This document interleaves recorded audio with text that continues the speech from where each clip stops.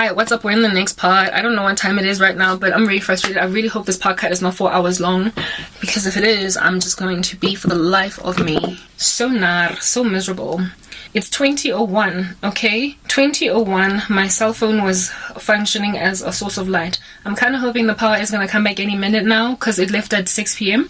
If it doesn't, I guess it's another 2 hours of just languishing, but whatever. It is what it is. This is just South Africa.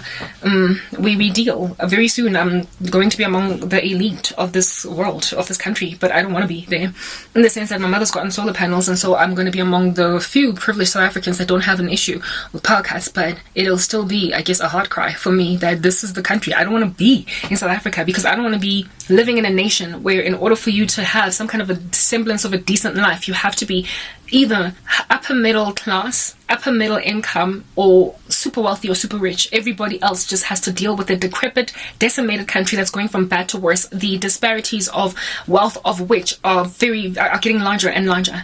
Like, the middle class is being shockingly erased in this country, to a point where, in the absence of you being, like I said, either upper middle class or super wealthy going upwards, you are going to find yourself just clumped together with the poor, with like no power. You're going to have an existential crisis.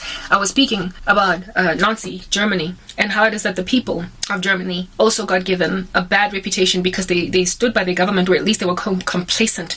They were implicit in the matter to a large degree, because they did not revolt or lament or complain or come up against Hitler. They did not rise up antagonizing it. If anything, empathizing Germans that had a cause, a heart for the Jews, were targeted, and they were made, this communities around them were made to surveil them, just in case you were considered a Jewish sympathizer. So it was, there we go, the power did come back, thank God.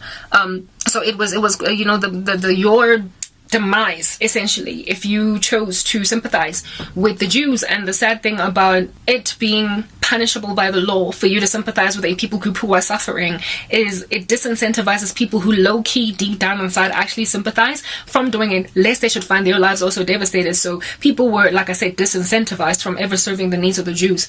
But by the time that the whole regime was toppled over, they probably were like, oh snap, should have helped